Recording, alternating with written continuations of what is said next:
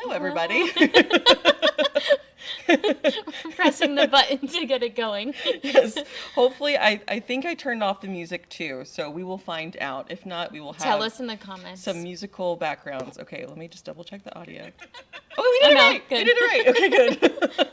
It's a learning process. But okay, we are here again with Stephanie Monty, and we were talking about a couple of fun stories earlier today, and one of it's probably not very fun for the people on board. Yes. I was thinking in my head of the horses, the twin horses, but Matt was out live this morning at Cape Canaveral at the port. Yes, exactly. So there was a cruise ship, Royal Caribbean Vision of the Seas, and they had left from Baltimore on Thursday. They were supposed to do a 2-day stop in Bermuda, but because of Hurricane Erin, they changed the itinerary. You can speak more about, the situation there, about why they did that, but they changed the itinerary, and they ended up making a stop in Central Florida instead.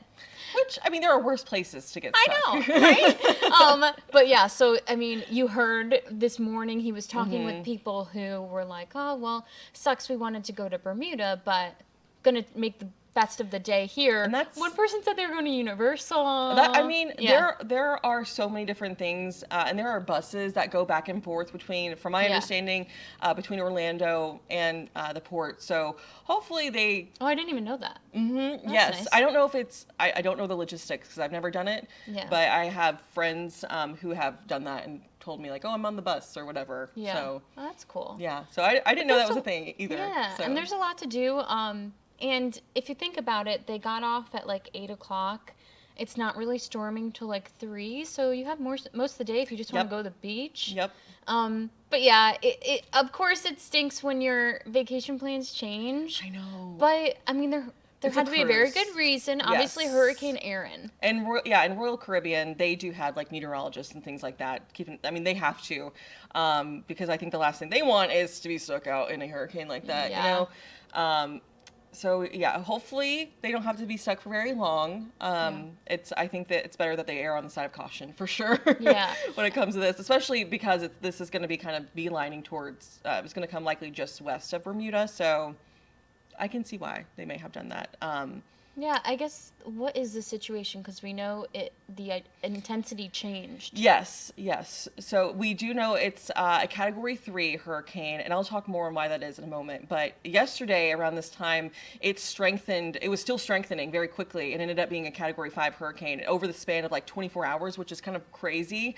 We've seen that before, but it went from essentially a tropical storm to a Cat 5 hurricane in about 24 and a half hours, which is pretty crazy. So yeah, I think they're erring on the side of caution at Royal Caribbean, and they can go to the Kennedy Space Center. That's what I was going to say. Yes. I have yet to go there either. My bucket list is. I love Kennedy Space Center. I know. You can really spend the whole day there. I actually went multiple days, is what I've heard. I went there once, late start to the day. Got there at like maybe 11 or 12, and I was like so upset because I'm like, there's too much to do. Yeah, you have to see. I've heard that before from Amy Caulfield told me that. It's fun. She's like, give yourself multiple days, and I was like, okay, good to know. And it'd be cool to maybe coordinate it. Obviously not today, but like on a launch day. Oh my gosh, yeah, I've only seen the launches from a distance, but I have heard the sonic booms that we've had before. Yeah, they're pretty cool. One thing I have seen for the launches is a nighttime launch. Yes. And we were over there covering it, and it was so cool how it like literally made it look like it was light outside. Oh, I love that. I think, we have the launches so frequently that it just kind of was like, oh. And we were like, oh, there's another one. Well, there's another one. There's a rocket going in the sky. Right. I think sometimes we have to like remind ourselves like, oh, this is like a pretty big deal. This is rocket science, literally. Right. That's literally. Before our eyes. And we see it all the time. Yes, true. All right. Well, thank you so much, Stephanie. Yes. I will let you get on with the rest of your day now at this cold studio. I know, I literally have my sweater. I have my jacket too. We were debating on wearing them or not, but here I am showing it off anyway. Yep, it's fine. But I do want to talk about the forecast, so let's go ahead and dive into things. Thank you again, Stephanie. We are going to be talking about Hurricane Erin. That is obviously the big topic of conversation for good reason.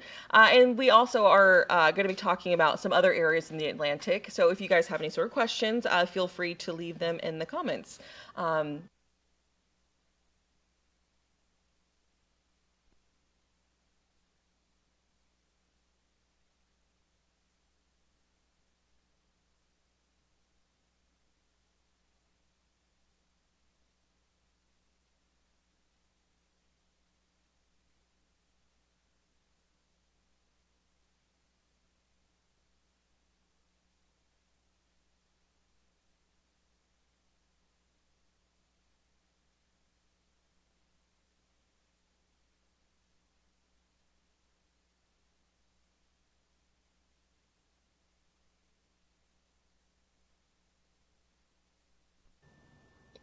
There we go. Sorry about that. I think the microphone died on me. I think it needs to charge up. Oh no, so hopefully it doesn't go out on me again. But I do want to quickly talk about, I'll try to make this quick then, so that way we have plenty of time to talk, because I do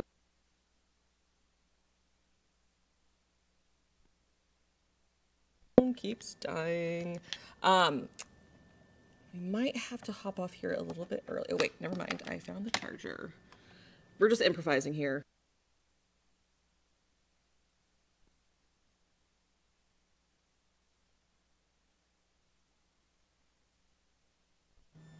Okay, found the charger. We're improvising. We got it together, people. Okay, yes, Hurricane Erin. I do want to talk about Hurricane Erin because that has been, obviously, as I mentioned, a big topic of conversation. It's been undergoing an eye replacement cycle. So something we've noticed, I talked a little bit about this morning, is that it's grown in size quite a bit. So we know it's a lot bigger, and so as it's undergoing this eye replacement cycle, we tend to see it weaken some, but you can already tell, I'll use my mouse to point it out, right here, it looks like it's trying to form that larger eye. I don't have it pulled up at the moment, but you could actually tell from the Puerto Rico radar site that you could see almost the innermost eye wall and then the larger eye wall that it was forming and developing. So I thought that was pretty cool. If you are in Puerto Rico, though, probably not ideal. I do have a friend who's there and said so far it's just been raining kind of off and on, but it looks like, yeah, Hispaniola there is probably going to be hit a little bit worse in terms of just the outer bands. We know the Virgin Islands as well have been dealing with a lot of rain. I was looking at some of the cameras, and I think I still had them pulled up. It was hard to tell. I couldn't tell if they were frozen or if it just wasn't really doing anything. So, so yeah. All right, so let's go ahead. The latest, this is the 8 o'clock update, which we should be getting the 11 a.m. update just about any moment. They usually send the updates out a little sooner, and sometimes they'll issue special updates like yesterday. They did when the hurricane hunters were flying through this the storm. They were issuing like almost real-time updates and increasing the strength and the winds. So that's, I know the hurricane hunters have been flying through it so far this morning. And again, if you have questions, please let me know. I will, again, do my best to answer them. All right, so when it comes to what's expected of the cone, the forecast cone, the cone of uncertainty, as we call it in meteorology, if you ever hear us say that. So this is what we have, this path, the latest path, sorry, I was trying to say that. The latest path does show it re-strengthening. So yes, it's a Category 3 hurricane, but likely before today is all said and done with, it'll re-strengthen into a Category 4 hurricane. It is going to move over some warmer waters, so we'll see how that goes when it comes to redeveloping, especially as the eye wall continues to reform. It is going to likely stay a major hurricane, so at least a Category 3 to middle parts of this week, and then maybe by the end of the week it shows signs of weakening. But it looks like it's going to curve almost parallel to the east coast of the U.S., curving away from the U.S., that is. So that is some, we are very grateful for that. That's very promising. We won't be completely free from the impacts, but it'll be something that's going to bring us indirect impacts more than anything when it comes to the surf, helping to lower rain chances slightly.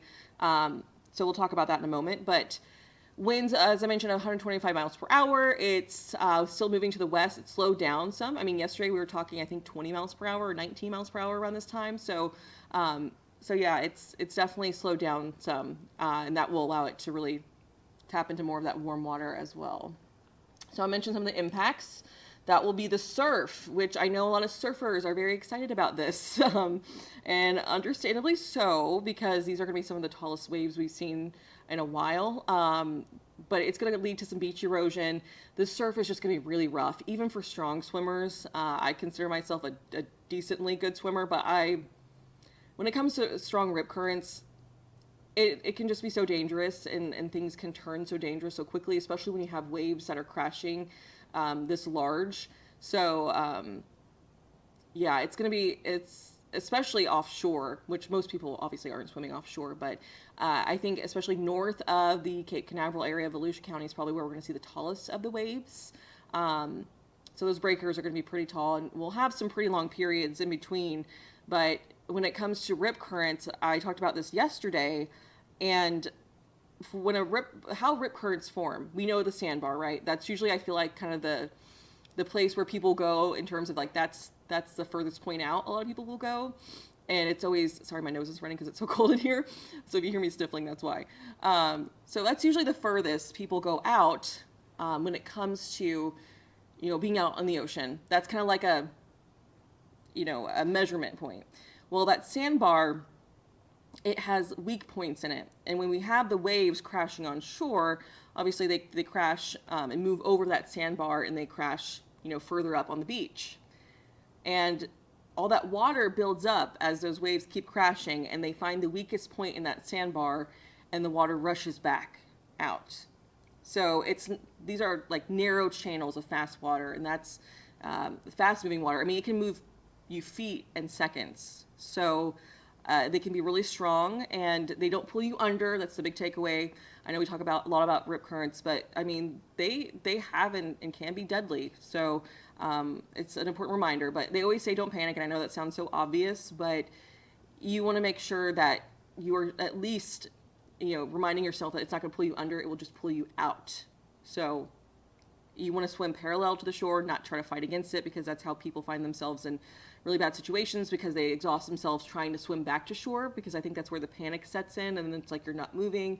And understandably so, right? But just if you want to avoid that, and if you're trying to find ways to protect yourself, I wouldn't be shocked if they maybe even close some of the beaches, just because there will likely be some erosion of the beach dunes, not for everywhere, but where the tallest of the waves, and also like high tide, those things can impact that. It's going to be pretty windy on Tuesday as well. So I also want to talk about the timing of this. Tomorrow is when we start to see the strong rip currents take place, and that will be pretty much all week long. I would say Tuesday and Wednesday are probably when we're going to have the biggest waves and the larger waves. But that rip current risk will stay with us. It's also going to be pretty windy on Tuesday and into parts of Wednesday as well. Due to this, we'll have a pretty big pressure change between, the hurricane and then where we're at in Central Florida. So that will help to create some pretty big wind gusts as well. I shouldn't say pretty big. These are all indirect impacts, about 20 to 25 miles per hour. So just not typical for us to see, a little unusual. I always think about the wind because it always is knocking over my plants. So, and some of my patio furniture gets, my pillows get thrown all around, and yeah, so make sure that everything's tied down and secured. Let's see what else. But those are the indirect impacts we're going to be seeing here at home. We aren't expecting this to continue to shift west at all. It would take something very dramatic to change that. But we'll let you know. We'll keep you posted. But as of right now, as I mentioned, the forecast cone takes it almost due north, and it strengthens back into a Category 4 storm. Could be Category 5 before, I would say, today's next couple of days, I should say. In terms of other things in the Atlantic that we're watching, so this is going to be something we talk about a lot, and you probably are going to see a lot on social media, will be these other areas of tropical development. So we've got a couple of other waves we're watching. One of them has a 10% chance, and that's towards, I'll use my mouse again. It's right here, if you can see my mouse, that little blob at the top of the screen. That has a 10% chance of development. So not too worried about that at this point. It's likely going to be carried out anyways with a trough that's going to be pushing through. But there is this 20% chance development from a tropical wave that's emerging into the Atlantic. And I spelled emerges wrong, so I'm so sorry about that. I knew it looked wrong. But it's going to continue to emerge over the Atlantic. Development's possible mid to late week in terms of maybe a tropical depression. So this will be one we watch because the European keeps it out at sea. I think it was the European. The GFS kept it a little bit further, closer towards the U.S. We are still many days out, so we'll let you know if that changes. As it's just a 20% chance right now, but this is just for the next 7 days. So as things start to come more into frame and we get a better idea of what's going to be unfolding here over the next several days even, we'll keep you posted. The next name on the list is Fernand. I did not look at the pronunciation list, but I believe that is how you pronounce it. But there are several more waves popping up off the over Africa, the Saharan, near Saharan Africa, and there are a couple more waves that are going to likely be moving almost like a conveyor belt into this main development region here. I'm using it with my mouse. So we're probably going to have more chances of development. September 10th is the technical peak of hurricane season. Just a heads up for you there. Okay, so we talked tropics. Now I want to bring you back at home. We're going to talk more on the forecast here at home, because we are seeing some showers offshore. Oh, I just saw that we have lots of comments. I'm so sorry. Let's see. Good morning from Winter Haven. Hello, Alice. Let's see. Amy says we are flying to Florida on Wednesday and a cruise Friday in the Bahamas. Will we be okay, or should we expect rough waters or changes? By Friday, you'll be in much better shape. Friday, this thing's going to be, much further north. So you should be fine from that. Are we expecting wind from it? Nicole asks. Not necessarily. No, not directly. We're not expecting like hurricane force winds or anything. There is a pressure change. So when we have a pretty dramatic change in pressure like that, that can help to increase our winds sometimes. So it's 20 miles per hour. It's not anything too crazy. Let's see what else. Roxanne brings up, is Erin causing crazy pressure over Florida? My sinuses are throbbing. The last week, you've probably heard this before, when we have dramatic changes in the forecast and with weather in general, changes in pressure, especially, we can have joint issues if you have arthritis, or even just joints like as a whole. You can get migraines. It can cause sinus issues for sure. I had knee surgery. If you haven't had surgery before, you can usually feel it a little bit then. And last week, oh my goodness, I don't think it was because it was so cold in the studio, but I think it was just so humid and muggy, and the air was so thick. And we were seeing a little bit of a pressure change as well. My knee was killing me, and it usually, it hasn't hurt like that in a while. It was aching. I was like, wow, I guess this is what the 30s are like, huh? But anyway, so yeah, hopefully I answered everyone. Well, I don't know if I actually answered your question, Roxanne. We haven't seen a huge pressure change yet, but we are seeing a high pressure that's been trying to build in here over the last couple of days. So that could be part of the reason, because it's still way too far away for us to be seeing any sort of impacts from that pressure at this time, because it's still almost like 1,000 miles away from Florida. So, all right. Let's talk showers and storms, because yesterday they were loud again. I know lightning is loud, of course, but it felt unusually loud at that, and we're going to be expecting more showers and storms as we head into this afternoon, likely higher chances versus what we saw yesterday. So here's that view over Daytona Beach, and it looks very dark and stormy and ominous. This is not from Hurricane Erin, by the way. These are not the outer bands or anything like that. These are just some offshore showers that we're seeing, and just creating a pretty gloomy and dramatic view of Daytona Beach this morning. And we've seen a few more of these pop up. I'm kind of shocked that we haven't had any try and move on shore. It looks like maybe one in Brevard County, maybe a sprinkle or two near Cape Canaveral, but we so far have been dry this morning. Okay, let's see. I'll use my clicker. Okay, let's take you through future clouds and radar, because this will help to show what we can expect throughout the rest of today. The exact timing of if and when we'll see some of these showers and storms along the coast is going to be one of the bigger questions today. The fact that we have a lot of cloud cover already near the coast should help to limit a lot of development. So that's what we're seeing as of right now. Looking ahead towards around that was around 11 a.m., so within the next hour. Fast forward towards around 1 o'clock, we're going to see higher chances of, more isolated downpours. When it rains, it is going to absolutely pour. So it is going to be a heavy rain today, as it has been the last couple of days, but more people will see that. As we fast forward towards, say, 5 p.m. today, you'll notice that onshore wind moving in from almost a northeasterly wind, and we'll also have the west coast sea breeze. Again, that collision is what helps to fire off additional showers and storms. Plus, we have the boundaries, so the rain-cooled air rushes out from some of these showers and storms, and that can help to give way to Usually that's what happens more often than not. On top of the sea breeze, we see these storms playing bumper cars, and as they play bumper cars, when they crash into each other, they create and fire off more showers and storms. Okay, so let's go ahead and fast forward towards, say, I'm trying to read and talk at the same time, but say different things that I'm reading.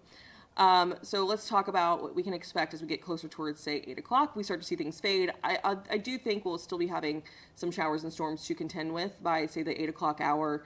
But these are going to be fading slowly but surely. I know last night when I was heading to bed, I think it was like 9 o'clock, and we were still seeing some showers and storms in and around the area. So that's just going to be something to keep in mind. I'll make this bigger too, so that way we can see a little bit better. 1 second. There we go. And let me take off this little button. There we go. Let's see. Okay, there we go. That way we can see better.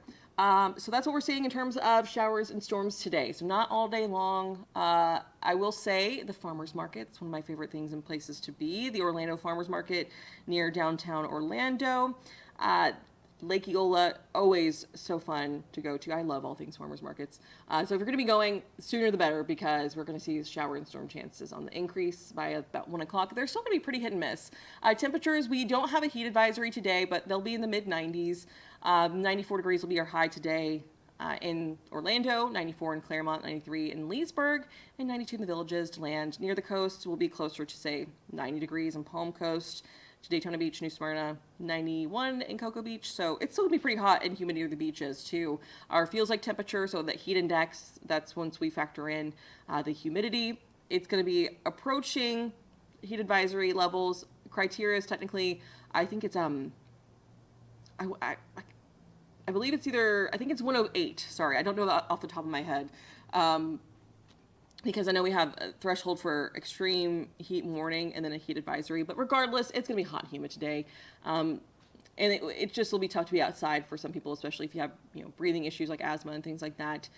So just make sure you take it easy out there, because, it can catch up to you real quick. And just make sure you're listening to your body too, drinking the water, because even if it's cloudy, it's still very, very hot and humid. All right, here is a 7A. And this helps to paint the picture of what we can expect over the next couple of days, obviously. We are going to see a 70% chance of rain today, 60% chance tomorrow. And big takeaway from this is the fact that we have a 40% chance of rain for Tuesday and Wednesday. And that's going to be as Hurricane Erin is moving to the east of the U.S., and that'll help to dry us out a little bit as a result, and also help to bring us those gustier winds Tuesday, Wednesday. Also some very rough surf, as I mentioned. And then we'll start to slip into more typical pattern for Thursday and Friday. Temperatures will heat back up as a result of us being a little drier by Thursday, and then closer to normal for Friday and Saturday. All right. I think that is everything from me. I hopefully covered all my bases. It's almost 11 o'clock. I try not to be on here for more than 30 minutes in total, but I'm not seeing too many new comments. So let me pop myself back up on the screen. One moment. Okay, there we go. All right, that is it for me. I hope you all have a great rest of your weekend. Try and stay dry. If you hear thunder roar, go indoors. I know that's cheesy as that sounds. It's really helpful. Also, never drive through flooded roadways. Turn around, don't drown. Because that's one thing I didn't go over, was the fact that we're going to be seeing some heavy rain. We had some isolated incidents of flash flooding the last couple of days.